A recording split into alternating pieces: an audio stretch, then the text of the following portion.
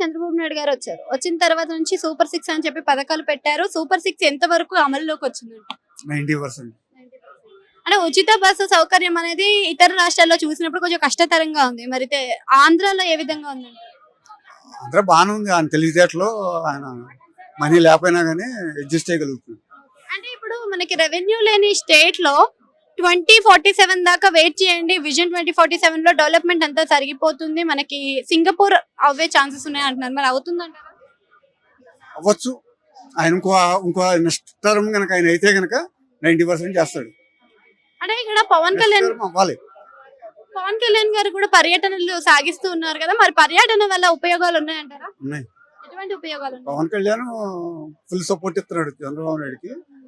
ఆయన పథకాలు, ఆయన ఆలోచనలు అన్నీ మళ్ళీ నెక్స్ట్ టైం చంద్రబాబు నాయుడు వాళ్ళిద్దరు కలిసి ఉంటారు. ఉంటే కనుక 47కి రీచ్ అవ్వడానికి ఛాన్స్ ఉంది.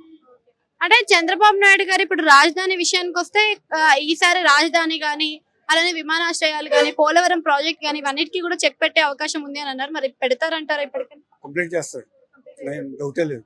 అంటే పోలవరం ప్రాజెక్ట్ అనేది ఎప్పుడో మనకి రాజశేఖర రెడ్డి గారు ఉన్నప్పటి నుంచి సాగుతున్నది. మరి ఇప్పటికైనా అది ముందుకు వచ్చే 5 సంవత్సరాలు అయిపోతుంది.